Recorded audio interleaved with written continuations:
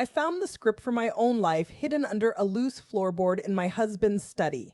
It was exactly 11:14 p.m. on a rainy Tuesday night. Let the record show that while the calendar said November 5th, 2010, my reality was about to be rewritten.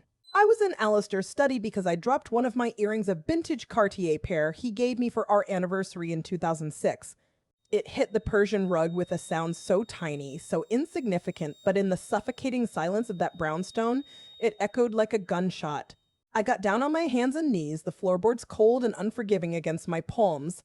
The room smelled of his specific brand of intellectual pretension old dust, beeswax polish, and the faint lingering scent of his Santal 33 cologne. Outside, the rain was hammering against the window pane, a rhythmic gray drumbeat that usually soothed me, but tonight just felt like static. I reached under the heavy mahogany desk, my fingers grazing the rough weave of the rug, searching for that glint of silver. That's when I felt it, not the earring. A give in the wood. A floorboard that wasn't flush with the others. It was loose. It moved. Just enough to suggest it had been moved many times before. Now, I'm an archivist. I deal in hidden histories, in things people desperately want to stay buried. I know curiosity is a dangerous thing, a violation of the archival seal, but I pried it open anyway. There was no money, no gold bars, just a black moleskin notebook, standard size lined paper looking completely out of place in the dust. I picked it up. The cover was soft, worn. On the front, in Alistair's precise, terrifyingly neat handwriting, were 3 words, Protocol S Phase 4. I opened it to the most recent entry. It was dated tomorrow, November 6th, 7 p.m. The header read, Scenario, the Forgotten Anniversary. Below that, it wasn't a diary. It was a transcript. It was a script. I read the lines meant for him. You've done it again, Salale. 14 years, and I'm still second to your job at the Society. And then I read my lines, my future lines. I know, Alistair, I'm sorry. It's just the exhibit opening has consumed me. The math simply didn't math. I hadn't forgotten. I had a gift hidden in the back of my closet, wrapped and ready. But according to this notebook, I was going to forget. I was going to apologize. I was going to cry. He even had a note in the margin in red ink. Ensure she feels guilt before offering reassurance. Validate her stress to increase dependency. My hands were shaking so hard I almost dropped the book. My brain was doing that thing where it tries to reject the data because the file format is incompatible with reality. I looked at the clock again, 11:20 p.m. I sat there on the floor, surrounded by the leather-bound trophies of his supposed success, reading my own lines for a fight that hadn't happened yet. I flipped back, page after page. Protocol as Phase 1. Protocol as Phase 2. Dates from years ago. Arguments we'd already had, mapped out like a blueprint. The time I shattered the vase in 2008. The breakdown I had at the Lincoln Center in 2009. It was all there. All planned. Even the part where I brought up Elara, he'd written it down, mentioned Elara's estrangement to deepen her isolation. Cut off support system. I archived the feeling, but I didn't live it. I never lived it.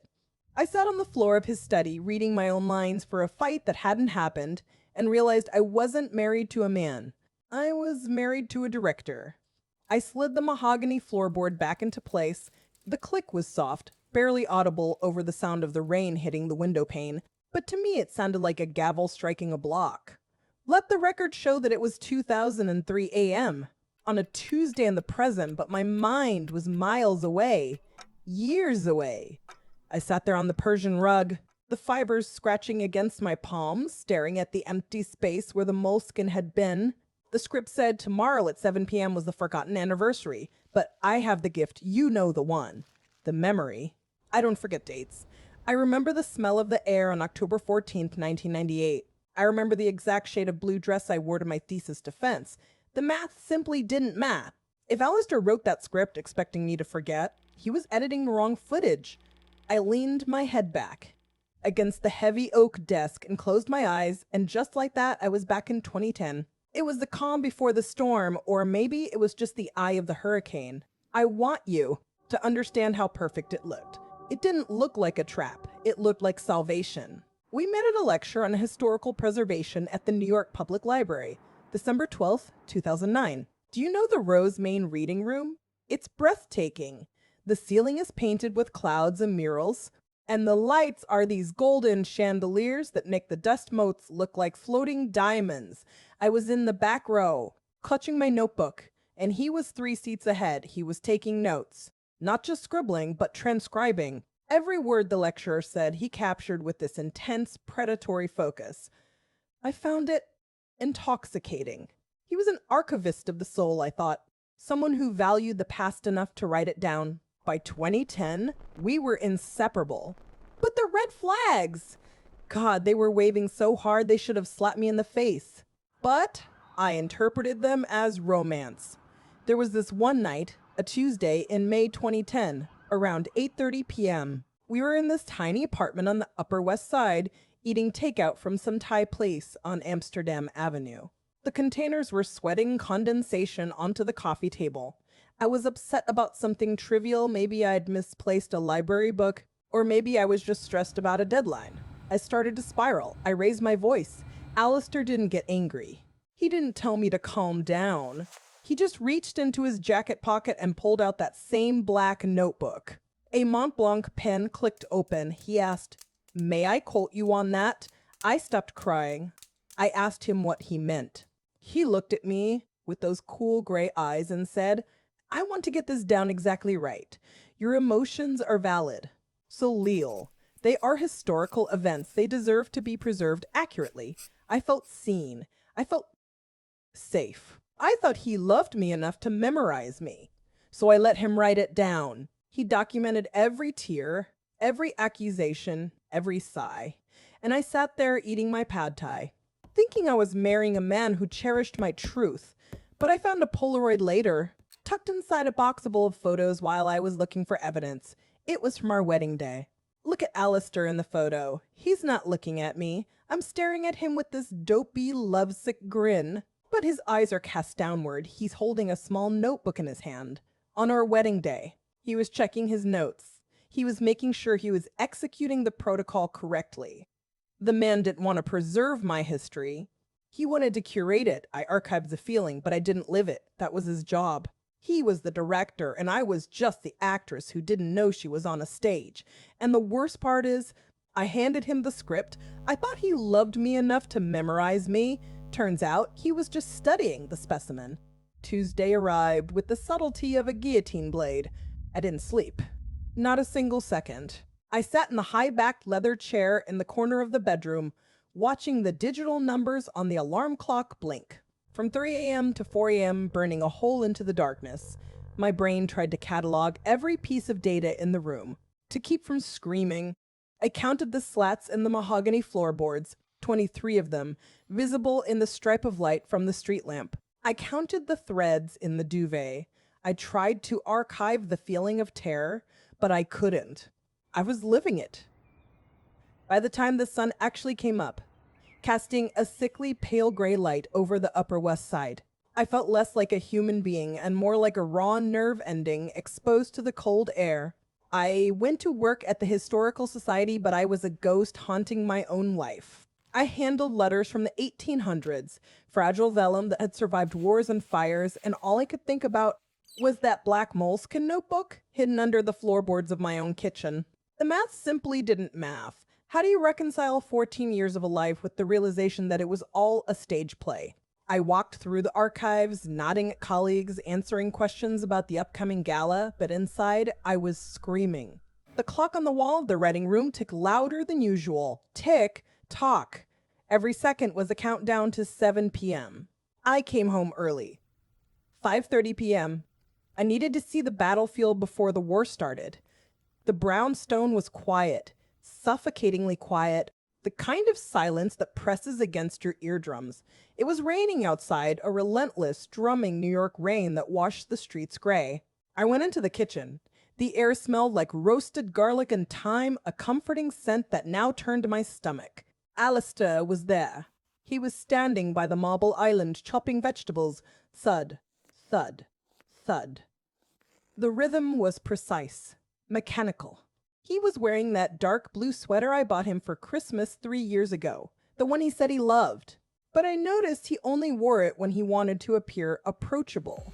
He didn't look up. He just kept chopping. I leaned against the door frame, clutching my bag so tight my knuckles turned white. I watched him like a specimen under a microscope. At 6:58 p.m., he stopped. He put the knife down on the cutting board with a deliberate softness. He checked his watch. A Rolex Oyster Perpetual, a gift from his father. He looked at the time, then he looked at me. The expression on his face didn't change, but I saw the micro-adjustment. The shift in posture. The actor taking his mark. He turned to face me, blocking my exit, the kitchen island between us like a negotiating table. The light from the fixture overhead caught the gray in his temples, making him look distinguished, authoritative, deadly. He cleared his throat. A small rehearsed sound, then he spoke. "Salil," he said, his voice smooth, devoid of any warmth. "Do you have any idea what today is?" Let the record show I knew. Of course I knew. With my memory, this curse, this gift, I can tell you the weather. On any given day for the last 20 years. I knew it was November 6th, but the question hit me like a physical blow to the chest. My heart rate spiked. I could feel the blood rushing in my ears. I felt a sudden, terrifying urge to apologize, to plead ignorance. That is the conditioning. That is the science he used on me. For 14 years, he has been wiring my nervous system to associate this date with failure. I opened my mouth to speak, to say the right thing, to say, "Yes, Alistair, it is the anniversary of the night we met at the Lincoln Center Gala in 2009. But the signal got lost. In the static of my own trauma, I hesitated. A fraction of a second. That was all he needed. He sighed. A heavy, disappointed sigh that seemed to deflate the air in the room. He reached for his wine glass, a heavy Waterford crystal, filled with Cabernet on the counter beside him. His elbow moved. It was a subtle motion, a calculated nudge. The glass tipped. It didn't just fall, it was pushed. It shattered on the quartz countertop. The sound was sharp, violent, like a gunshot in the quiet kitchen. The red wine spread across the white stone. Dark, viscous, staining the grout. 1858-45. The timestamp in my head was precise. I watched the wine drip onto the floor. He looked at the mess, then at me. His face shifted. It wasn't anger. It was worse.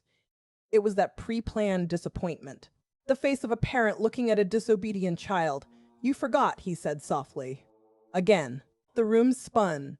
I felt dissociated, like I was floating near the ceiling watching the scene unfold between two strangers. And then the horror happened. I heard my voice. It didn't feel like it belonged to me. It was flat, small, defeated. I heard myself say, "I suppose I'm just forgetful then." The words fell out of my mouth, heavy as stones. I didn't want to say them. I hated the words, but I said them because that was my line. That was the block he had written for me. I watched his face. He didn't gloat. He didn't smile. He simply accepted my surrender. The corner of his mouth twitched just a fraction, registering the data point. "She is conforming." He picked up a towel and began to clean the glass, humming a low tune. I stood there, paralyzed, watching the man I married methodically erase my reality. I heard my voice say the words, and I watched his face shift into the pre-planned disappointment. It was a ballet of abuse. Let the record show that at 11:42 p.m. on Tuesday, November 6th, the front door of our brownstone clicked shut. Alistair had left.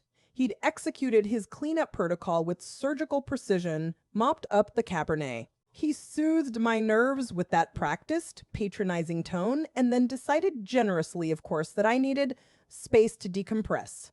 He said he was going to the gym at midnight, because that's a normal thing a 55-year-old man does. I didn't believe him, obviously. The math simply didn't math. But I didn't stop him. I just watched the taillights of his Lexus fade down West 73rd Street and waited for the silence to rush back in. That heavy, suffocating silence that smells like lemon polish and old secrets.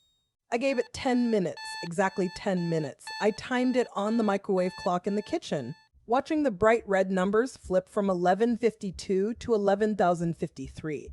My heart was hammering against my ribs like a trapped bird. But my hands were steady.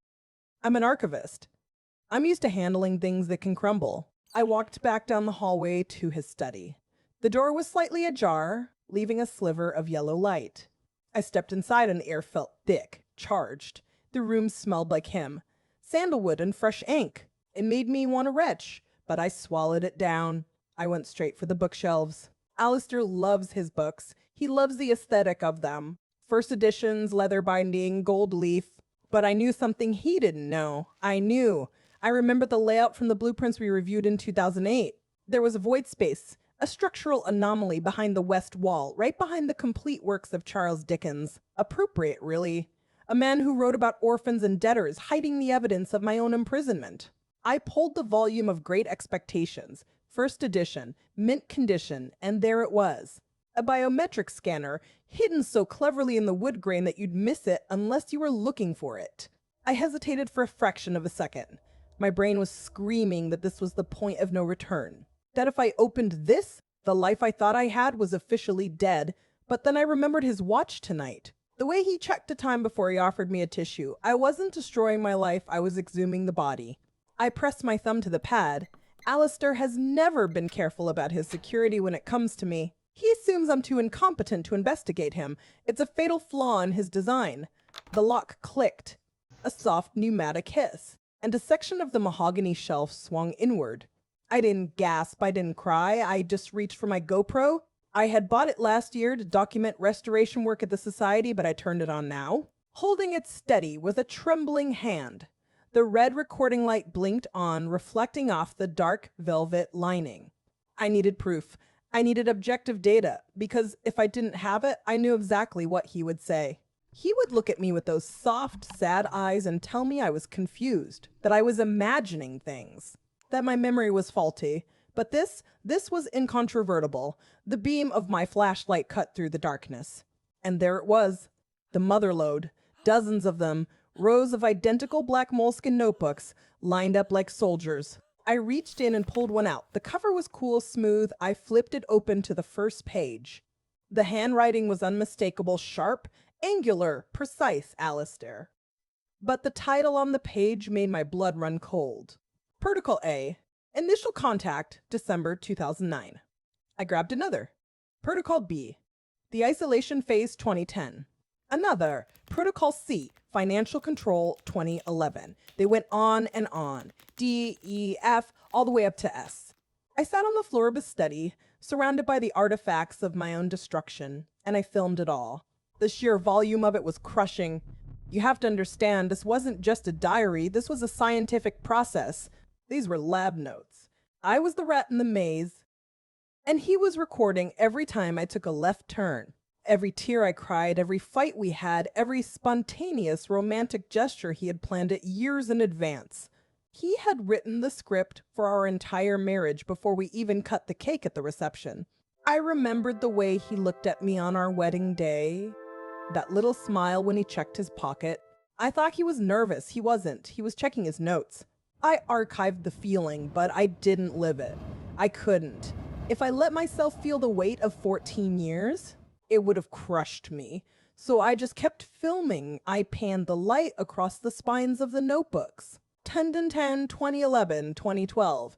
Every single year accounted for. I zoomed in on a margin note in the 2016 book. Subject exhibited unexpected resilience. Increased dosage of guilt. Increased dosage. Like I was a chemistry experiment. I stopped recording and just sat there in the dark. The silence of the house was no longer peaceful. It was mocking. I looked at the pile of black books in my lap. There were enough notebooks to fill a shelf. 14 years of my life reduced to his handwriting. The digital clock on the cable box blinked 12:14 a.m. I was still sitting on the floor, surrounded by the debris of my life, specifically the stack of black moleskin notebooks I had pulled from the hidden biometric safe. I reached for the one labeled Protocol E. The E stood for Elara. My hands were shaking so hard the spine of the book rattled against the mahogany desk leg. I opened it, and the smell hit me first, that specific mix of sandalwood and fresh ink that always lingered on Alistair's fingers. Let the record show that on March 3rd, 2017, he wrote, Operation Elara Extraction, Phase 1 active. I flipped the page. There was a chart. It was meticulous, blue ink, crisp lines, terrifying in its precision. On the y-axis, it tracked my cortisol levels. Allegedly, and on the x-axis, it tracked the duration of my phone calls with Elara. The correlation was negative. The longer we talked, the more unstable I became according to his data. In the margin, next to a sharp spike in the graph, he had written, "Subject exhibits excessive emotional regulation during maternal contact. Increase friction. Isolate variable." I felt a coldness spread through my chest that had nothing to do with the drafty brownstone. He wasn't just observing, he was curating my loneliness. I read an entry from April 2018, fabricated narrative regarding Elara's boyfriend successful. Subject now believes David is parasitic, recommends seeding doubt about Elara's loyalty. I remember this. I remember the dinner where Alistair casually mentioned David's shady financial history. I remember the pit in my stomach. I had never disliked David. I barely knew him. But Alistair planted the seed with the surgical precision of a neurosurgeon, and my hyperthamdiac brain, archived the lie as a truth because he said it with such conviction. The math simply didn't math. I loved my daughter. Why would I think she was being used? Then came the memory. October 12th, 2018. It was a Thursday. It was raining. That cold, relentless New York rain that soaks straight through to the bone. Elara was standing on the front stoop of our brownstone on West 73rd Street. She was wearing that camel-colored trench coat she bought at H&M, and she was holding a duffel bag. I was standing in the doorway, blocking her path, screaming things I didn't even believe. I was quoting Alistair. I was saying David was a user, that she was throwing her life away, that she was ungrateful. I can still see the streetlights reflecting off the wet pavement behind her. I can hear the honk of a taxicab down the block. I can feel the wet hem of my own pajamas sticking to my ankles. Elara looked at me, tears cutting tracks through her makeup, and she screamed, "You sound just like a recording of him. You aren't my mother right now." I didn't understand then. I thought she was being dramatic, but she was right. I was reciting the script Alistair had fed me for months. And where was Alistair during this breakdown? He was inside the hallway, just out of the rain, holding my waist, comforting me, whispering that I had to be tough, that I had to let her go to teach her a lesson. He was playing both sides of the board while I was just a pawn he moved to capture my own daughter. I slammed the notebook shut. The sound echoed in the silent study like a gunshot. My phone buzzed on the desk. The screen lit up the dark room. A text message from Alistair, "Just leaving Equinox. Be there in 15. He was coming back. I looked at the pile of notebooks. I looked at the GoPro blinking on the shelf. I had to hide them. I had to secure the safe. But as I scrambled to shove the black books back into the hole beneath the floorboards, a different feeling took over. It wasn't the numbness of a broken archive anymore. It was a white-hot, blinding fury. He didn't just steal my peace. He curated my loneliness. He stole my child. Can I get her back? I have to, because I am done playing the role of the unstable subject. I slid the floorboard back into place just as the front door lock hooked open downstairs. In the chaos of the last chapter, I left out a crucial detail, a loose end. You see, right before the floorboard slid shut, right before I heard Alistair's key in the lock, my hand brushed against something cold at the back of the safe cavity. It wasn't paper, it was plastic. A small silver sand disk drive wedged behind a row of black moleskins like a dirty secret. I pocketed it. I sat on that Persian rug, heart hammering against my ribs like a trapped bird, listening to his footsteps in the hallway. He didn't come into the study. Thank God, he went straight to the kitchen.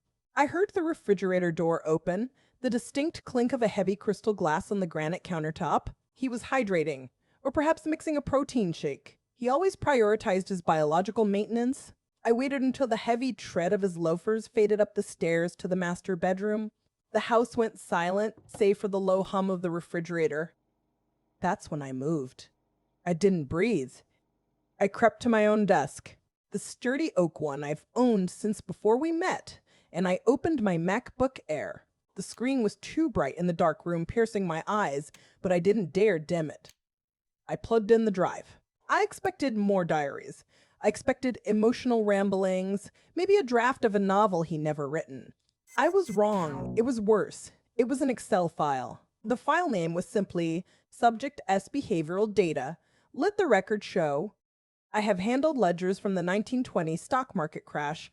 I have held letters written by Civil War soldiers, and this spreadsheet made me feel colder than any of them. Rows and rows, thousands of them, columns labeled with clinical, horrifying precision, date, incident type, cortisol estimate, adrenaline spikes. And this is the part that made my blood run cold: financial yield. I scrolled down to 2014. There was an entry for the fight we had about selling my grandmother's brownstone in Brooklyn. I remember that night vividly. I was exhausted. I hadn't slept in 3 days because he kept accidentally setting the alarm for 3 a.m. I screamed. I cried. I eventually signed the transfer papers just to make the noise stop. I thought I was weak. I thought I was failing him. The spreadsheet read, November 12, 2014. Sleep deprivation, 72 hours. Stressor, constant auditory interruption. Results: subject consented to liquidation. Net gain, $1.2 million. He had a graph, a line graph showing the correlation between my exhaustion levels and my compliance rate. As my sanity level metric dipped, the line for assets liquidated went up. The math simply didn't math in my head. But on his screen, it was a straight diagonal line of profit. It wasn't a marriage. It was a hostile takeover using biological warfare. I sat there staring at the little blue and red lines crossing on the screen, and the rage just drained out of me. It left me hollow. I felt clinical, detached. I was looking at a 14-year profit and loss statement where the currency was my nervous system. He wasn't trying to fix me. He was optimizing the harvest. I wasn't a wife. I was a rat in a maze, and he was taking notes on how fast I ran. Let the record show that at 12:52 a.m. on a Tuesday, I finally understood the price tag on my own sanity. The Excel graph was still glowing on the screen of the MacBook Air, that cruel inverse correlation staring back at me like a neon sign. As my sanity level dipped according to his estimates, my assets liquidated rose in a perfect diagonal ascent. It wasn't just a manipulation tactic, it was a business model. Alistair hadn't married me. He'd executed a hostile takeover of a mid-sized corporation, and that corporation was me. I sat there, the hum of the computer fan sounding like a jet engine in the sudden suffocating silence of the study. My hand hovered over the mouse, shaking just enough to make the cursor jitter. I needed to see the rest. I needed to know where the money went. I clicked into the parent folder on the SanDisk drive. It was labeled with Alistair's typical lack of subtlety, Endgame. I felt a cold sweat break out along my hairline, a distinct clammy sensation that made the silk of my blouse feel like plastic wrap against my skin. I opened the first file. It was a PDF, a printout of the Beaumont Family Trust vesting schedule. I knew this document. My grandfather had established it in 1952. I remembered the smell of his office-old pipe tobacco and leather when he explained it to me, but I had forgotten the specifics of the final vesting clause. I was 58. The trust specified that the principal sum would fully vest and become accessible to the beneficiary me upon my 60th birthday. That was 18 months away. I scanned the document until I saw the red circle drawn around a date in the margin. It wasn't my 60th birthday. The date was next month, October 15th. Next to the date, in Alistair's precise architectural handwriting, was the note, Phase 5, Incapacitation. My breath hitched in my throat, a sharp, audible sound that seemed too loud for the empty room. Incapacitation. I opened the second file in the folder. It was a draft of a legal petition. A petition for the appointment of a legal conservator. The name of the proposed conservator? Alistair Kingsley. The grounds: Subject S suffers from severe documented cognitive decline and paranoid delusions, rendering her incapable of managing financial affairs. And there, at the bottom, attached as Exhibit A, was a referral letter to a Dr. Aris Thorne. Dr. Aris Thorne, the therapist Alistair had insisted I see in 2016, right after Elara left. He had said, "So, Leal, you need an objective party to help you process the grief." I went to Dr. Thorne for 3 years. I sat in that beige office on Park Avenue and cried about my daughter. I confessed my darkest fears, my moments of confusion, the times I felt like I was losing my grip. I told him about the days I couldn't get out of bed. I told him about the anxiety, and he wrote it all down. He documented every tear, every hesitation, Every moment of doubt that Alistair had so carefully engineered. He wasn't treating me, he was building a case file. I scrolled back to the Excel sheet, the financial yield column. The total liquidated from my personal accounts and the sale of the brownstone was $2.4 million. Where did it go? I opened a hidden tab labeled Transfer Log. It was all there. Wire transfers to offshore accounts in the Cayman Islands, monthly payments to Thorne, Aris, professional services, $15,000 a month for 3 years. $500,000 to buy a medical opinion. The math simply didn't math until it did. He wasn't gaslighting me because he enjoyed the cruelty. He was doing it to secure the $8.5 million principal that was about to vest. If I was declared incapacitated next month, he wouldn't just have power of attorney, he would have total control.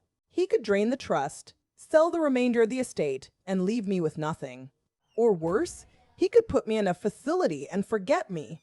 The realization hit me with the force of a physical blow. He didn't want a divorce, he wanted the estate. And he needed a doctor to sign off on the corpse he made of my mind. Let the record show the time is now 1:05 a.m. on Wednesday, November 7th. I am still at the oak desk, the blue light of the monitor washing out my face, making me look like a ghost in my own home.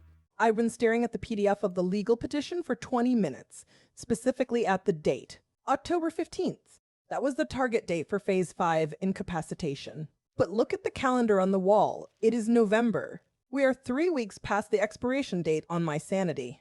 Did he miss the deadline? Did the court push him back? Or, and this thought makes my blood run cold, did he already try and fail? And I just don't remember it? The math simply doesn't math. The discrepancy is a loose thread. And you know what happens when you pull a loose thread on a sweater? The whole thing unravels. But before I could unravel the timeline, I saw the name at the bottom of the referral letter. The name of the man who was supposed to save me, Dr. Aris Thorne. The man Alistair found when I was having trouble coping back in 2016. I needed to know how deep this went. I plugged the SanDisk drive back in. My hands were shaking so bad I actually missed the USB port twice. I navigated past the financial logs, past the endgame folder, and into a subdirectory buried deep in the file structure labeled medical correspondence. It was password protected, of course, but Alistair, in his arrogance, uses the same password for everything. It's our anniversary, backwards. 0902, unlocked. The folder opened, and there it was. Years of emails. An active, ongoing conspiracy between my husband and my therapist. I clicked the thread from June 2021. The subject line read, subject seasons protocol adjustment. I read the first line from Dr. Thorne and felt the air leave the room. It said, Alistair, the cognitive dissonance approach is yielding diminishing returns. Subject S is beginning to anchor her reality in external verifications, the bank statements, the calendar dates. To break this loop, I recommend we induce a state of acute sleep deprivation. If we keep her awake for 72 hours, her prefrontal cortex will be too exhausted to filter my suggestions. We can implant the false memories of aggression during that window. I scrolled down. Alistair had replied at 2:15 a.m. Excellent. I'll start by disrupting her sleep cycle with the thermostat. I'll set it to drop to 60 degrees at 3 a.m. That usually wakes her. How much do I owe you for this consult? The reply was instant. Standard rate applies. $15,000 retainer for the expert testimony at the competency hearing. $15,000? That was the price tag on my sanity? That was the cost of breaking my mind so they could steal my inheritance? I sat back in the chair, the leather creaking, and I remembered a session. It was a Tuesday in late 2021, right after Alistair had executed that sleep deprivation tactic. I hadn't slept in 3 days. I was a zombie. I walked into Dr. Thorne's office on Park Avenue. I remember the smell of the room sandalwood and old books. Very professorial, very safe. I remember the Persian rug under my shoes, thick and plush. I sat on the velvet chaise and I told him, I think Alistair is trying to hurt me. I think he's messing with the lights and the temperature. Dr. Thorne looked at me over his rimless glasses. He had these soft, kind eyes. Or so I thought. He nodded slowly, that patronizing therapist nod, and he said, Salil, when we are exhausted, our minds create patterns that aren't there. You are sick. Your paranoia is a symptom of your decline, not a reaction to his behavior. Alistair is worried about you. I looked at Alistair. He was sitting in the chair next to me, holding my hand. He was squeezing my fingers tight, painful, possessive. I thought he was holding my hand to comfort me. Now, realizing what I know, I see it differently. He was gripping me to keep me in the chair. He was physically anchoring me while Thorne administered the verbal poison. He was the guard and Thorne was the interrogator. I went back to the emails. There were hundreds. They weren't just discussing therapy, they were scripting it. Email from March 2019, ensure you bring up the incident with the vase in 2008. Frame it as a precursor to current instability. We need to establish a history of violence for the petition. Email from August 2020, isolate the daughter variable. If she talks to Elara, her cortisol levels drop too much. Cut the phone lines if you have to. They weren't treating a patient, they were managing a liability. I felt a wave of nausea roll over me, hot and sour. I grabbed the trash can and dry heaved, but nothing came up. I was empty. Dr. Thorne wasn't a corrupt doctor who accidentally took a bribe. He was an architect of this hell. He was the one who supplied the medical terminology to justify my imprisonment. He used the trust I placed in him, the trust of a vulnerable woman seeking help, and he used it to build a cage around me. Every tear I cried in that office, every secret I whispered, every fear I confessed, he filed it away. Not to help me, but to use against me. I sat up straight. I wiped my mouth with the back of my hand. The shaking stopped, replaced by a stillness that is absolutely terrifying. It's the calm you feel right before you pull the trigger. I looked at the screen, at the smug signature block at the bottom of the email. Aris Thorne, PhD, clinical psychopathy. No, it says clinical psychology. But the distinction is meaningless now. I saved the emails to an encrypted cloud server. I backed them up to 3 different drives, because this is the smoking gun. Alistair can claim the notebooks are fiction. He can say the graphs are just a hobby. But he cannot explain away emails from a licensed medical professional detailing a plan to torture a wife into submission. The man who was supposed to heal my mind was helping Alistair break it. I didn't sleep, not a single second. The digital clock on the bedside table flipped from 3 a.m. to 4 a.m. Each minute a separate silent eternity. I lay there next to the empty space where Alistair usually sleeps, and I just grit the silver SanDisk drive. The metal edges dug into my palm. By 8 a.m., the gray light of a New York Wednesday started bleeding through the heavy curtains. Alistair got up at 8:05 a.m. exactly. He showered, shaved, put on his suit, and kissed my forehead. A dry, perfunctory peck. Data point number 1 in the morning log. Then he left. The front door clicked shut at 8:42 a.m. I waited 6 minutes. I had to be sure he wasn't coming back for a forgotten briefcase. I got up, my knees stiff, and grabbed the moleskin notebook marked Protocol S. I couldn't be in that townhouse anymore. The air was thick, recycled, and I felt like I was suffocating inside a specimen jar. I needed a neutral location. I took the subway to Park Slope. It was raining. That miserable, persistent drizzle that turns the city into a blurry watercolor painting. I found a small, cramped coffee shop on 7th Avenue. It smelled like wet wool and roasted beans. I took a table in the back corner, jammed into a booth with cracked vinyl upholstery. I ordered a large black coffee. My hands were trembling so badly I had to use 2 hands to get the cup to my lips without spilling. I pulled out my phone. I needed a witness. I needed an archivist's eyes. I texted Nia Gallagher. She's a junior colleague at the Society, 24 years old, brilliant, and completely outside Alistair's sphere of influence. I stared at the screen, my thumb hovering over the glass. Then I typed, I need you to see something. Bring your logic. I hit send. The read receipt appeared instantly. 3 dots bounced at the bottom of the screen. Then the text came back, on my way. She arrived at 9:15 a.m., shaking out a transparent umbrella. She looked vibrant, alive, totally unaware that the world could be this cruel. She slid into the booth opposite me, ordered an oat milk latte, and didn't say a word. She just looked at me. She saw the pale skin, the dark circles, the panic I was trying to archive behind a mask of professionalism. She didn't ask, are you okay? She knows better. She asked, what do you have? I slid the black notebook across the scarred wooden table. It stopped against her napkin. Page 42, I said. My voice cracked just a little. Read the entry from March 3rd, 2017. The margin notes. I watched her face as she read. I watched her eyes narrow. I saw her reach into her pocket and pull out her reading glasses. The way we do when we need to verify a manuscript's authenticity. She read the lines. Subject exhibits excessive emotional regulation, increased friction, isolate variable. She read the timeline of Operation Elara extraction. She traced the grid lines with her index finger. Then she stopped. She looked up at me, and for a second I was terrified. She was going to tell me I was misinterpreting it, that I was reading too much into a husband's messy notes. Instead, she closed the book. She looked me dead in the eye and said, "Salil, this is stalking. It's organized stalking."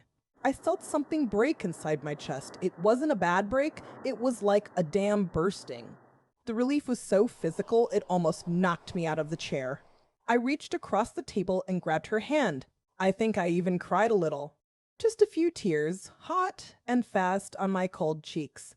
I wasn't crazy. The math didn't just math, it screamed. And that word organized was the key. Nia walked away, turning her collar up against the biting wind on 7th Avenue, and I just sat there. Watching her go felt like watching the last lifeboat leave the Titanic, except I wasn't drowning anymore. I was treading water, and for the first time, I saw the iceberg. I sat in that coffee shop for exactly 47 minutes. Let the record show that at 10:12 a.m. on a Wednesday, I stopped being a victim and started being an archivist again. The validation was intoxicating. But it wasn't enough. Validation doesn't put criminals in jail. Evidence does. Strategy does. I went home. The brownstone was silent, that heavy, suffocating kind of silence that feels like the house is holding its breath. The air still smelled faintly of Alistair's sandalwood cologne, a scent I used to find comforting. Today, it smelled like chemical warfare. I walked into the living room. I didn't go to the study. The study was his territory. The living room was ours, theoretically, though he'd colonized that 2 years ago. I sat on the floor.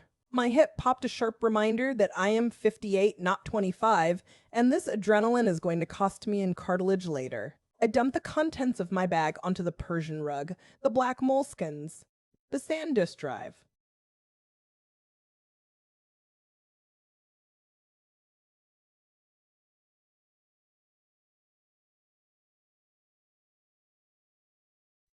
It looked like a ransom note, but instead of money, I was buying back my life. I opened Protocol S to the entry from November 6th, the scenario, the forgotten anniversary. I read it once. Then again, I realized I couldn't just show this to him. If I confronted him with raw data, he'd pivot. He's a narcissist. They don't admit defeat. They just change the narrative. No, I had to beat him at his own game. I had to outscript the scriptwriter, so I rehearsed. I stayed up all night. The sun went down over the garden, the room turned that bruised purple color, and eventually the city lights flickered on. I didn't turn on any lamps. I sat in the dark, memorizing his syntax. I grabbed a crumpled napkin from the Tide takeout we had last Tuesday and a Sharpie. I started writing down his triggers. You're overreacting. I'm just trying to help. You're imagining things. The math simply didn't. Math that was mine, not his, but I wrote it down to remind myself of the reality. By 30 a.m., my eyes were burning. I was running on fumes and spite. I was shaking. Not the panic tremors I get when he lowers the thermostat to 60 degrees. This was different. This was voltage. I felt electric. I read through the transcript where he detailed how to isolate Elara. I saw the pattern. He always pauses for exactly 3 seconds before delivering a guilt trip. He clears his throat before lying about money. He touches his left ear, his tailwind he thinks he's won. I stood up around 4:30 a.m. My back screamed in protest. I walked over to the hallway mirror. The glass was cold against my fingertips when I touched it. I stared at my reflection. The woman looking back looked tired, yes. The dark circles under my eyes were deep enough to hide secrets in. But her eyes? They weren't the eyes of a frightened specimen anymore. I looked at that crumpled napkin covered in his own words, his own weapons, now turned against him. I folded it up and put it in my pocket. I knew his lines better than he did. I was ready for opening night. Let the record show that on this particular evening, Thursday, November 7th, I sat at our mahogany dining table. The table was set with the Waterford crystal, the good silver, and I had prepared his favorite, rack of lamb. even though the smell of roasting meat usually makes my stomach turn. I was playing a role, you see, just like he taught me. Alistair walked in at 6:47 p.m., exactly 2 minutes later than the protocol allowed. I could see him checking his watch, that Rolex Oyster Perpetual he loved so much, calculating his performance metrics. He hung his coat on the rack, smoothed his tie, and gave me that practice smile, the one from Protocol A, page 4, the warm husband greeting. "Something smells wonderful, darling," he said, leaning in to kiss my cheek. He smelled like sandalwood and... was that peppermint? He never chews gum. Someone at work, perhaps. Not that it mattered anymore. "Sit down, Alistair," I said. My voice was steady, precise. "I had practiced this in the mirror at 4:30 a.m. We need to talk about the Beaumont Trust." He froze. Just for a microsecond. But I saw it, that little tell, his left hand twitching toward his ear. The victory tell. He thought he'd won. He sat down, picked up his fork, and said, "Is this about the meeting? With the financial advisor again? You know I've told you these numbers stress you out. Your cortisol levels were elevated. Last week when we discussed this, I stared at him. He was using his own script against me, but I was ready. "No, Alistair," I said, my voice dropping an octave. "I'm referring to the entry dated October 3rd, 2016. The one where you and Dr. Aris Thorne discussed the conservature strategy." His fork stopped halfway to his mouth. The piece of lamb fell back onto the plate with a soft thud. "I'm sorry," he said. "I think you're confused. You've been under a lot of stress lately, and memory issues were one of..." "No, don't." I cut him off. "Don't do the gaslighting thing. It's boring. It's beneath you, really." I read the script, Alistair. I found the notebooks. All of them. I watched his face. That's when it happened. That transformation. The confusion melting away into something else. Something cold. He set down his fork carefully, deliberately. "You weren't supposed to find those," he said. His voice had changed. No more warmth. No more pretense. Just facts. I reached into my pocket and pulled out the crumpled napkin from my meeting with Nia, smoothed it on the table. I also found the email threads, the ones where you and Thorne planned the vase incident. That was a nice touch. Retroactively scripting my history of violence. Clever. He didn't blink, just sat there studying me. Like I was a particularly interesting archival specimen. "Which folder did you find first?" he asked, genuinely curious. "Does it matter? The order of discovery affects the psychological impact I need to know for my records."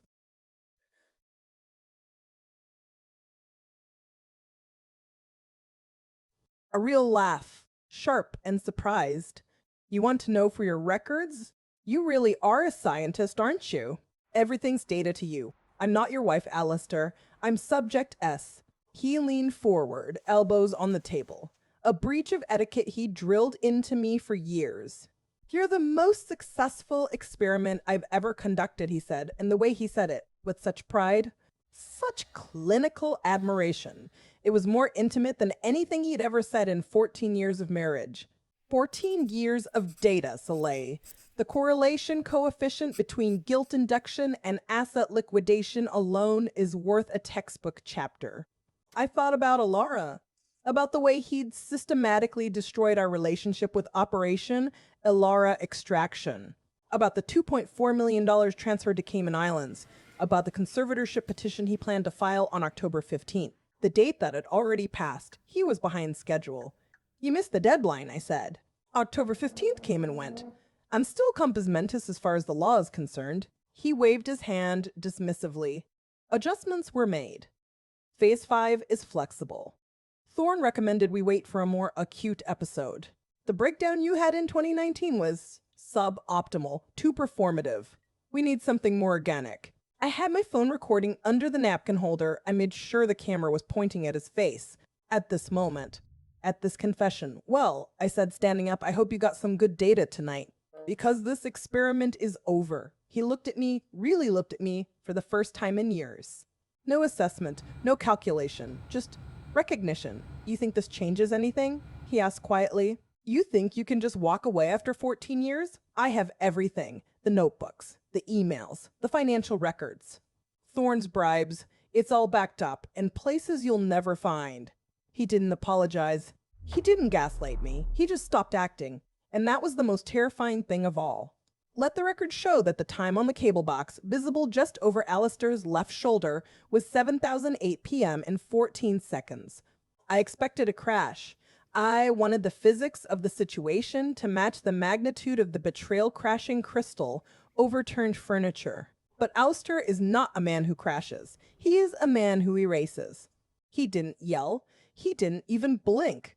He simply sat there, carving into the remaining piece of rack of lamb, the knife scraping against the china plate, a high-pitched screech that set my teeth on edge. He chewed slowly, swallowed, wiped the corner of his mouth with the linen napkin. It was grotesque. It was the performance of a domesticity. That voice, the therapeutic register, low, calm, infuriatingly modulated. It was the voice he used to explain why I couldn't remember. You're agitated. Your cortisol levels must be through the roof. I stood my ground behind my chair, knuckles white. I have the notebooks, Alistair. I have the Excel sheets. I know about the Cayman account. I know about the transfer to Dr. Thorne. He looked at me then, really looked at me. His expression wasn't fear. It was annoyance. It was the local curator gives a preservationist when they discover a smudge. He stood up, pushing his chair back with a slow, deliberate screech against the hardwood floor. He walked around the perimeter. You've been snooping, he said. No, let's call it what it is. You've been trespassing in my private workspace. This is exactly the paranoia Dr. Thorne warned us about. The intrusive thoughts. The obsession with narrative. He was speaking in paragraphs. He was treating my discovery of his crimes as a symptom of my illness. I am not paranoid, I said. I am archiving your confession. He stopped. He was about 3 feet from me now. I could smell the scent of his cologne. Sandalwood and cedar, a smell I used to find comforting. Now it just smelled like chemicals and decay. He reached into his pants pocket and pulled out his iPhone. The screen lit up his face in the dim room. The rain was hammering against the window now, turning the city outside into a gray smear. This is a medical emergency, Soleil. You are experiencing a psychotic break. The paranoia, the accusations, the break with reality. We discussed this. When the stress triggers the instability, you become destructive. He sighed. That heavy, perforated sigh that always made me feel small. I'm going to call Aris, he said, his voice dropping an octave, losing the fake warmth, settling into something icy. He is a bed ready at the clinic. We discussed the protocol for acute manic episodes. The transfer order is pre-signed. You need to be stabilized before you do something you regret. My stomach turned over. The clinic. The white room. He wasn't bluffing. The math simply didn't. I had the evidence. I had the power. The truth was on the table. But he was holding the institutional leash. He had the law on his side because he had bought the doctors years ago. He took a step forward, invading my personal space, towering over me, the light from the iPhone reflected in his eyes. And for a second, they looked like the empty sockets of a skull.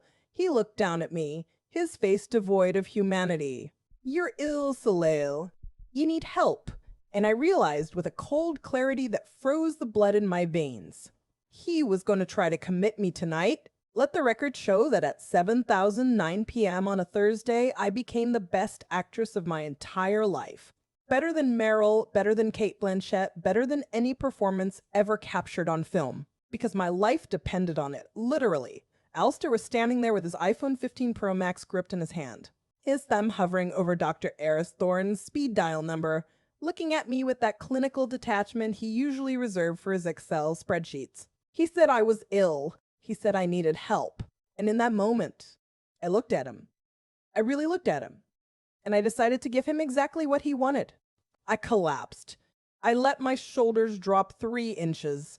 I let my breath hitch in that specific way I'd practiced in the mirror during 2016, after he told me I was hyperreactive.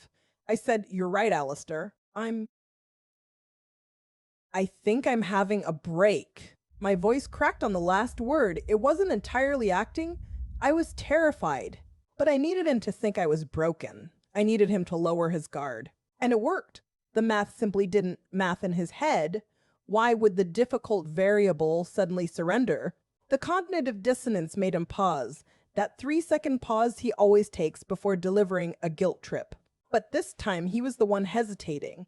And in those 3 seconds, my right hand hidden beneath the table grazed the rough fabric of the linen napkin holder.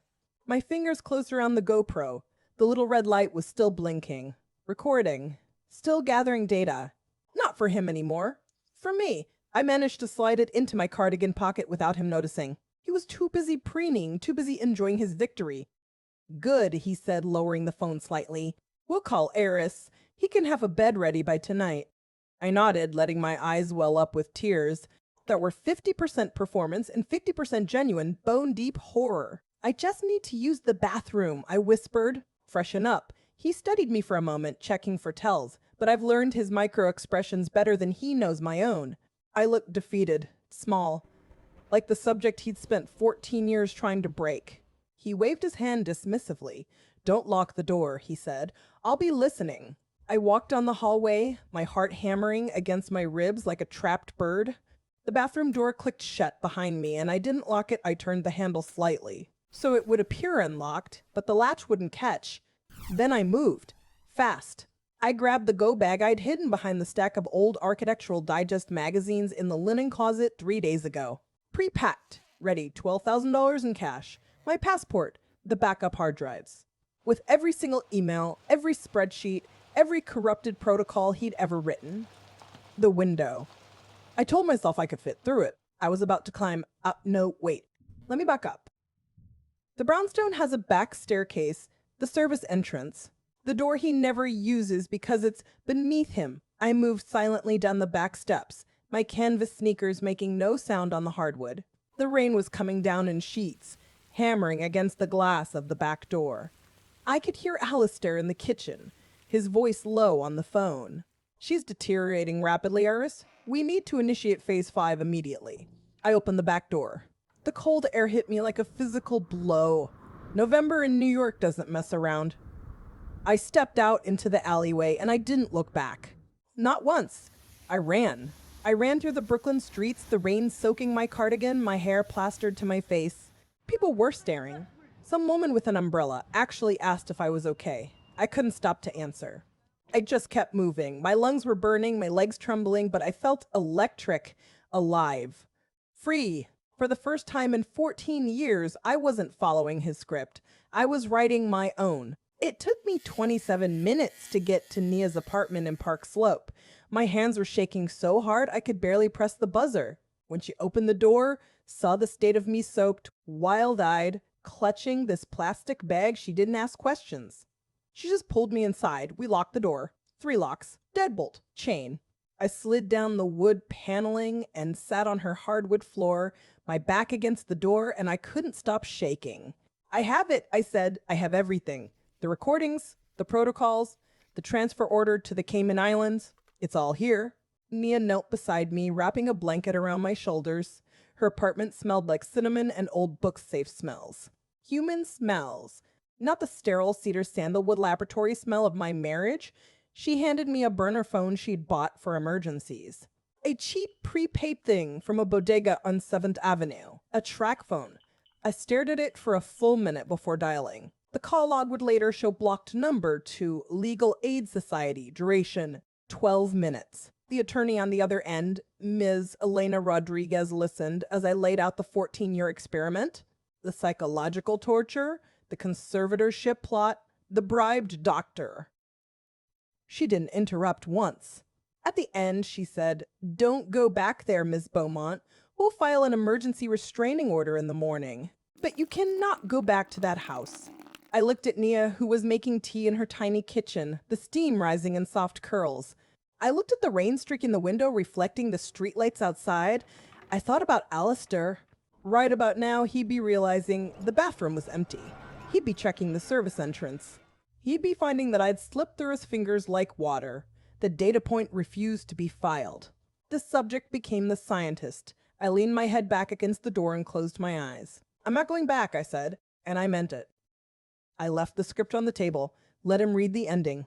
Let the record show that at exactly 8:2012 p.m. on a rainy Thursday in Park Slope, I sat on Nia's second-hand sofa, staring at a device that felt heavier than any archival ledger I have ever held. The rain was lashing against the window pane. It was a relentless, rhythmic drumming that usually sent me into a panic spiral, but tonight, it just sounded like background noise. It sounded like the static between radio stations. Nia was in the kitchen, the clinking of her spoon against a ceramic mug echoing softly. She was making tea. Normal people make tea when their world falls apart. I make spreadsheets. But right now, I wasn't thinking about spreadsheets. I was thinking about a number stored in my contacts. I hadn't dialed it in 6 to 12 days, Elara. I looked at my iPhone 15 Pro Max. The screen was a spider web of light in the dim room. My thumb hovered over the green icon. My heart was doing that thing where it feels like a bird trapped in a rib cage. I was terrified, not of Alistair, not of Dr. Thorne. I was terrified of the silence on the other end of the line. I was terrified that she would pick up and I would hear nothing but the cold, hard judgment of a daughter who had been pushed away. I opened our text thread. It was a museum of my own failures. I scrolled up past the gray bubbles of my own short, distracted replies that Alistair had likely dictated or monitored. Can't talk now. He's just stressed, Elara. You're overreacting. And then I saw it, the text that stopped my breath. October 31st, Halloween. Last year, 11:47 p.m. The text from Elara read, "Mom, he scares me. The way he looks at you when you think nobody is watching. It's not love. Please call me." I stared at the timestamp. I remembered that night. I remembered lying in bed, staring at the ceiling while Alistair slept soundly beside me. I remembered thinking Elara was being dramatic. I remembered thinking she was trying to sabotage my happiness. But she wasn't. She was seeing the cracks in the porcelain that I was too conditioned to notice. I realized something then, something cold and sharp. All those years, Alistair would pull out his notebook. He would click his pen, that expensive Mont Blanc. It smelled like resin and ego, and he would start writing. He always said, "I want to remember this accurately, Soleil. I don't want to misquote you." He wasn't trying to remember. He was transcribing live data. He was taking notes on her resistance, calculating her phrasing, refining the algorithm to isolate her variable. He was treating her terrified pleas for help as data points in a behavioral study. He was a lab technician observing a reaction. My hand was shaking so hard I almost dropped the phone. I took a breath. I tasted chamomile and dust. I pressed call. It rang once, twice. The sound was deafening in the quiet room. Each ring was a heartbeat I had missed. 3 times, 4 times. "Pick up," I whispered. "Please, just pick up." 5 times. "Mom?" The voice was smaller than I remembered. It was cracked. It wasn't the angry, defiant voice of the young woman who had stormed out of the brownstone 2 years ago. It was the voice of my little girl, the one who used to scrape her knees on the pavement in front of the library. "Elara," I said, and then I couldn't speak. My throat just closed up. It was like a dam breaking. I wasn't the icy archivist in that moment. I was just a mother who had lost her way. "Mom, where are you? Are you okay?" Nia texted me, but I didn't. I was scared to believe it was real. But I didn't. I was scared to believe it was real. I'm safe," I managed to choke out. "I'm safe, baby. I have the notebooks. I have the protocols. He didn't win." There was a silence on the line. Not the heavy, suffocating silence of the brownstone. This was a processing silence. I could hear her breathing. I could hear the hum of her refrigerator in the background. It was the most beautiful sound I had ever heard. "I knew it," she whispered. "I knew something was wrong. God, Mom, I felt so guilty leaving you there. God, Mom, I felt so guilty leaving you there." But he made it impossible. He made it feel like if I stayed, I was killing you. If I stayed, I was killing you. "You saved me," I said. The tears were hot now, streaming down my face, dripping onto my collar. "Your text? I saw it. The one from last year. He scares me." "You were the only one seeing the truth." "I'm coming to get you," she said. Her voice changed. It got stronger, harder. like steel. I don't care about the money. I don't care about the trust. I'm getting in the car. I'm coming to Brooklyn. No, I said, wiping my eyes with the back of my hand. Not yet. We have to do this legally. No, I said, wiping my eyes with the back of my hand. Not yet. We have to do this legally. Ms. Rodriguez, she's filing the order tonight. But tomorrow morning, I want you there. I want you to see the evidence. I want you to see who he really is. I'll be there, she said. I love you, Mom. I never stopped. We hung up. I sat there for a long time, just holding the phone. The screen went black, reflecting my own face back at me. I looked messy. My eyes were red. My hair was frizzy from the rain. But for the first time in 14 years, I recognized the woman in the reflection. I set the phone down on the coffee table. The rain was still falling, but the rhythm had changed. It wasn't frantic anymore. It was just washing the city clean. I looked over at Nia, who was standing in the doorway with 2 mugs of tea, just watching me. She didn't say anything. She just smiled. And I realized that the archive I had been living in, the one Alistair built for me, was gone. The shelves were empty. And I realized something else, something that made my heart feel lighter than air. I didn't lose my daughter. She was just waiting for the director to yell, "Cut!" Let the record show, the adrenaline didn't hit me until 9:15 p.m. on the dot. We were sitting in the Legal Aid Society office. You know the smell of government buildings? That specific mix of wet wool, floor wax, and desperation. It was pungent. But in that sterile gray room, I felt something I hadn't felt in 14 years. I felt the grid line up. Ms. Elena Rodriguez sat behind a scarred metal desk that looked like it survived the Blitz. She didn't look at me like a fragile widow. She looked at the stack of black moleskin notebooks I slapped onto her desk and saw what they actually were, evidence. I watched her read. Her eyes moved fast, scanning the entries from Operation Elara extraction and the physiological data logs. At one point, she stopped, took off her reading glasses and rubbed the bridge of her nose. It was the exact same gesture Alistair makes. It made my stomach turn, but I didn't vomit. I held it together because I was finally the one holding the pen. She looked up at me. The fluorescent light overhead was buzzing like a trapped fly. She said, "Salil, we aren't filing for divorce." That is exactly what he expects you to do. That is in his script. We are changing the genre. We aren't doing a domestic drama anymore. We are doing a procedural, a criminal investigation. Can you believe that? The math simply didn't math for a divorce. Alistair had spent a decade preparing for a legal battle. He had the prenup, the fabricated medical records from Dr. Thorne, but he didn't prepare for this. He didn't prepare for a police report filed for conspiracy to commit fraud and aggravated elder abuse. I know what you're thinking. Elder abuse? I'm 58. I run 5 miles a week, but Ms. Rodriguez explained it. The law protects the vulnerable from financial exploitation and psychological coercion, especially when the perpetrator uses medical authority to isolate them. And let me tell you, reading the emails between Thorne and Alistair changed the entire topology of the betrayal.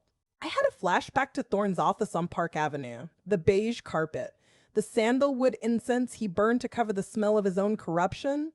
He would lean forward, tapping his Mont Blanc pen on his leather pad, and tell me, "Salil, your memory is a traitor."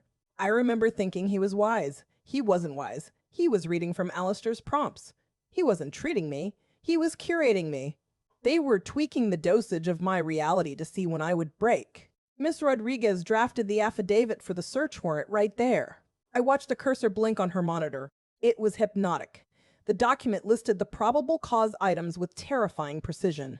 The notebooks, email correspondence, financial transfer logs, and the target wasn't just Alistair. The warrant was for Dr. Aris Thorne's private practice records. We were going to seize his files. We were going to subpoena his appointment books.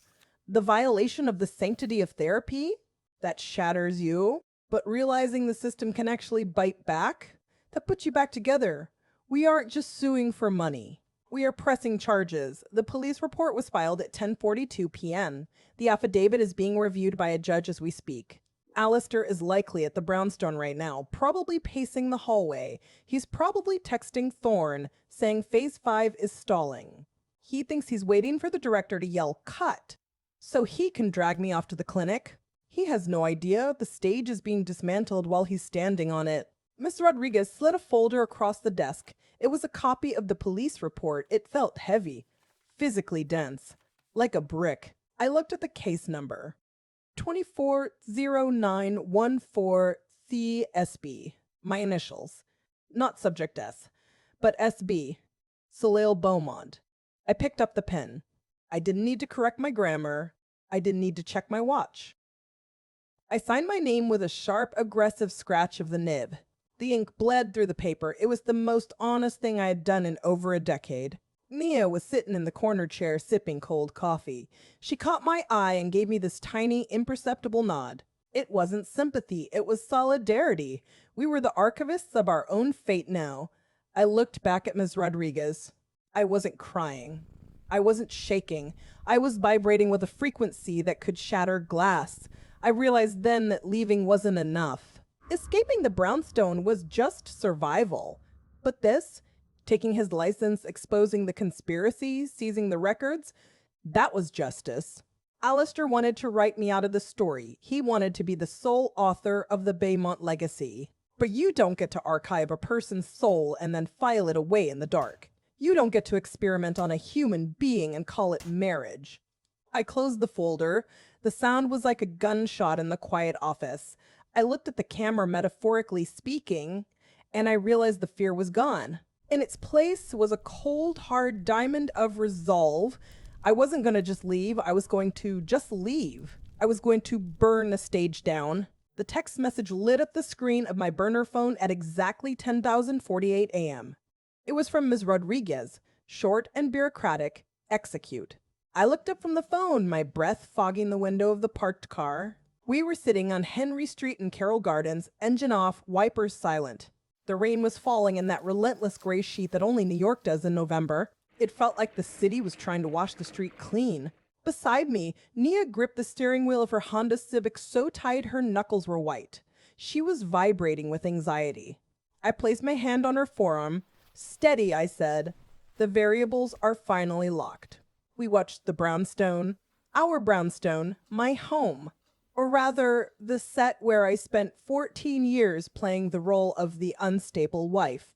It's funny how a building can look so different when you know the monster inside isn't a ghost, but a man in a cardigan. Less than a minute later, 2 unmarked sedans glided to the curb.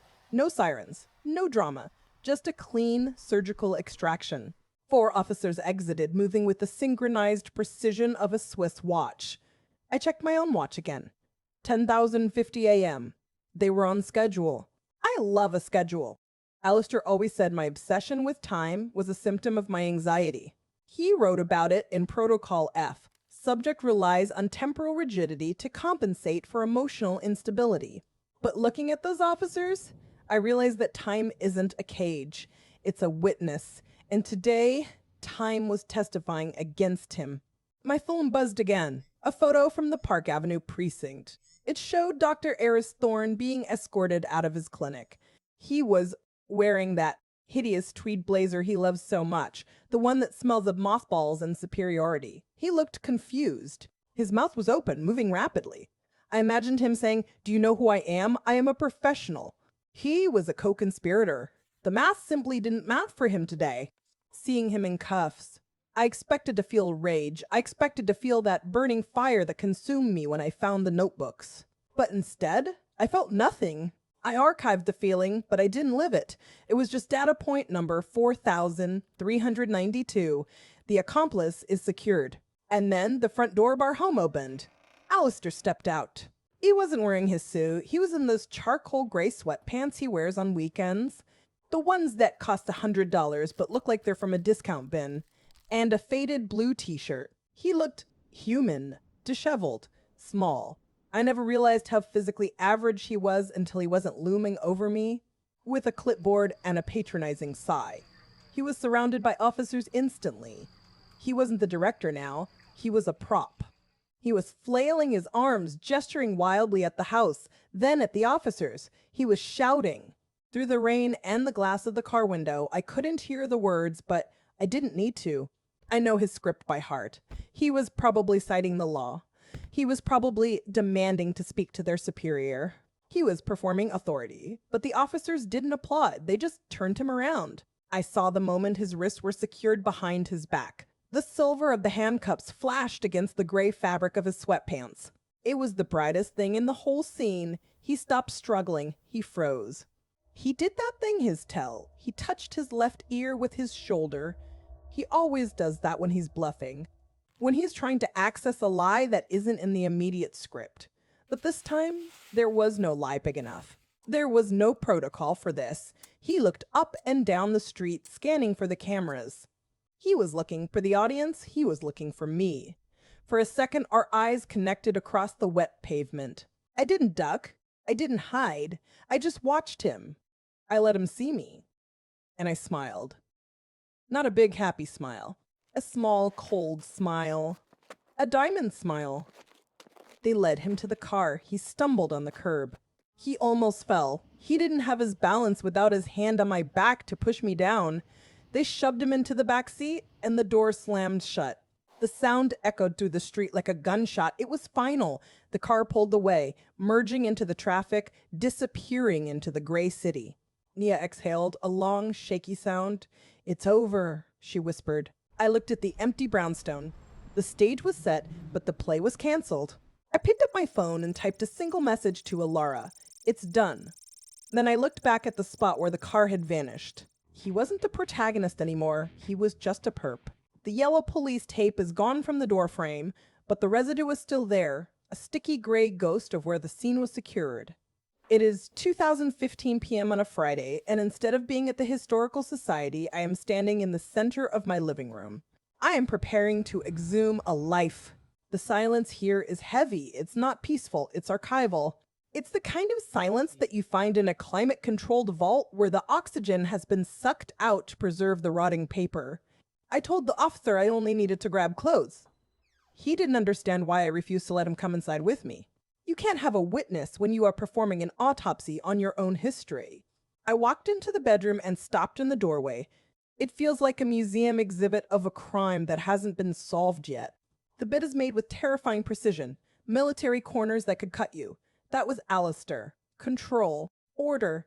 The air still smells like him, that specific blend of Lalabocental 33 and the metallic tang of expensive fountain pen ink.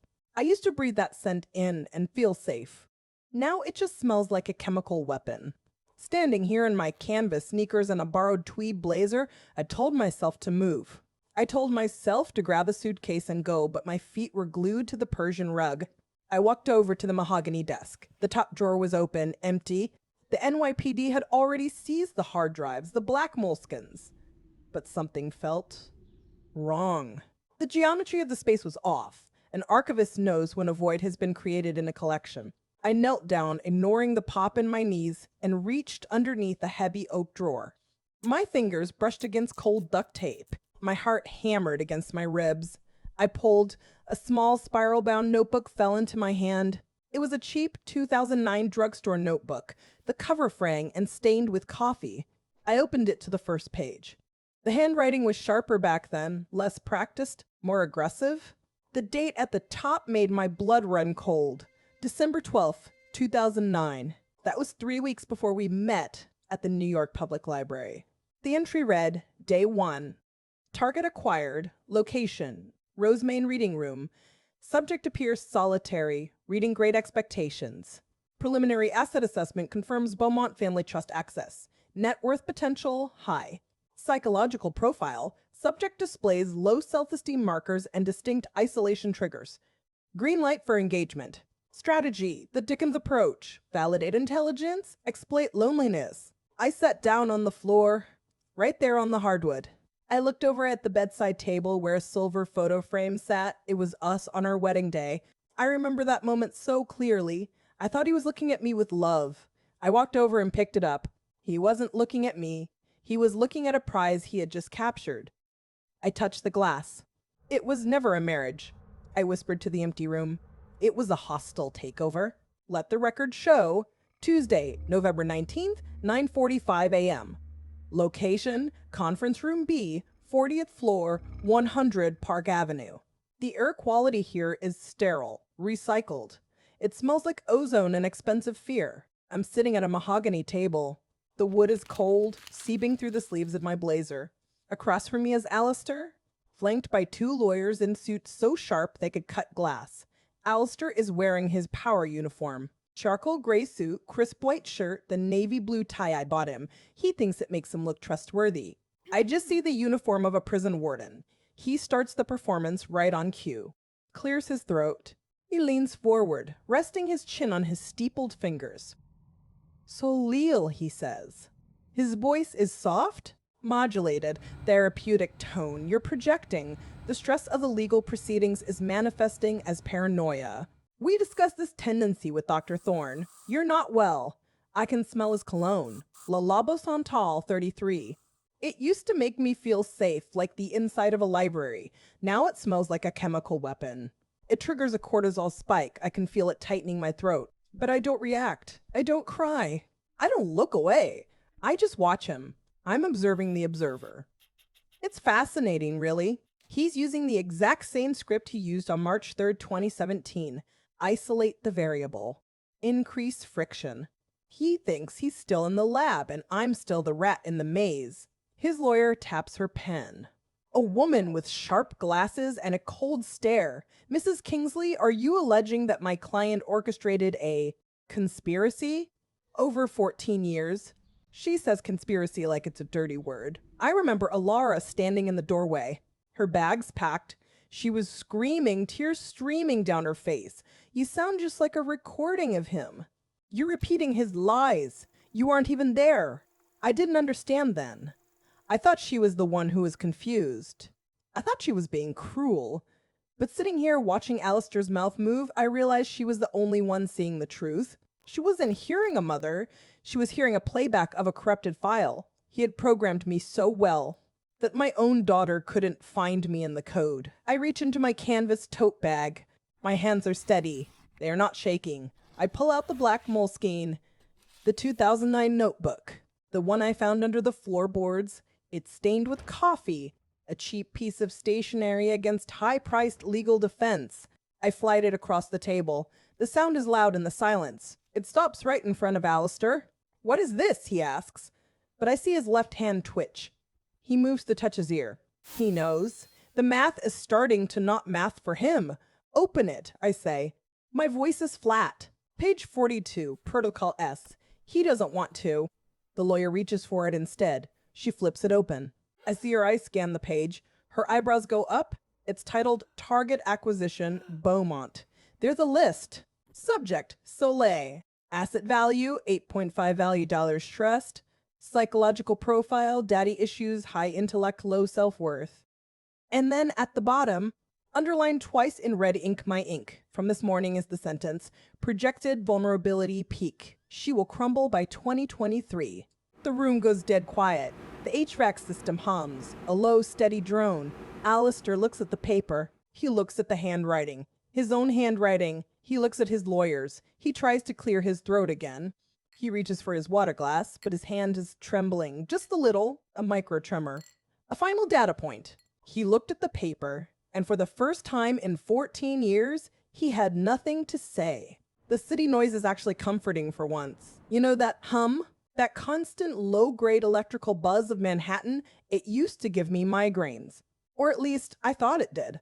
Alistair told me it did. He said the frequency of the subway vibrations disrupted my cognitive processing. He even had a graph for it. I remember sitting on the edge of the bed holding my head while he adjusted the thermostat. Telling me my sensitivity was a symptom of my deteriorating condition. I believed him. I archived the pain, but I didn't question the source. I'm standing at the corner of 44th and Broadway right now. It's 6:15 p.m. on a Tuesday, and the air is cold enough to bite. It feels clean. Does that make sense? I'm looking up at the big screens. They usually blast ads for Korean skincare or the latest Marvel movie, but right now the ticker on the ABC building is spinning that urgent red text. You've seen it. The crawl that usually says storm warning or traffic delay. I'm reading it right now. Prominent Park Avenue psychiatrist stripped of license amid fraud investigation. That's the headline. It just keeps looping. The subheader is even better. It says, doctor accused of collusion with spouse for financial gain and psychological abuse. I'm not gonna lie, my knees actually buckled a little. Not from fear, from the sheer unadulterated weight of it.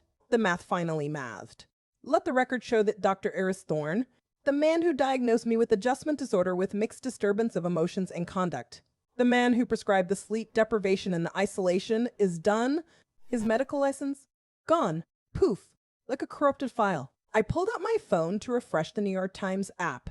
I needed to see it in print. I needed the serif font confirmation. There it is. Dr. Aris Thorne surrenders license. The article says the malpractice suits are piling up. 14 former patients have already come forward. 14, can you believe that? I wondered for a second if I was one of them, or if I was just the one who got away. But then I read the line about the financial collusion. They found the transfers. They found the $15,000 monthly retainers. It turns out you can't hide a paper trail of conspiracy forever, no matter how many proxies you use. I remember the smell of his office, that distinct mix of sandalwood and stale espresso. The way he'd look at me over his wire-rimmed glasses, nodding slowly, while Alistair sat in the corner with his notepad. It was a performance. They were playing tennis with my mind, and I was just the net. I took a deep breath of the city air. It smells like exhaust and roasted nuts and pretzel salt. It smells like freedom. I'm watching the tourists taking selfies with the red steps behind them. They have no idea that 2 blocks away, an empire of lies just collapsed. They don't know that a woman who was legally incapacitated yesterday is standing here watching her executioner fall on live TV. I don't feel the urge to correct anyone's grammar today. I don't feel the need to check my watch. My hands aren't shaking. I texted Elara a screenshot of the ticker. All I said was, look up. She hasn't replied yet, but I know she'll see it. She always knew. She told me, Mom, he scares me. She saw the monster in the lab coat before I ever did. The system was broken, I know that. It was built to let men like Alistair and Aris prey on women they thought were too fragile to fight back. But we broke it back. We used their own data against them. We took the script and we rewrote the ending. And this ending? It's happy. It's messy and loud and illuminated by 10,000 LEDs in the middle of Times Square. And it is entirely mine. The rain against the window is just weather.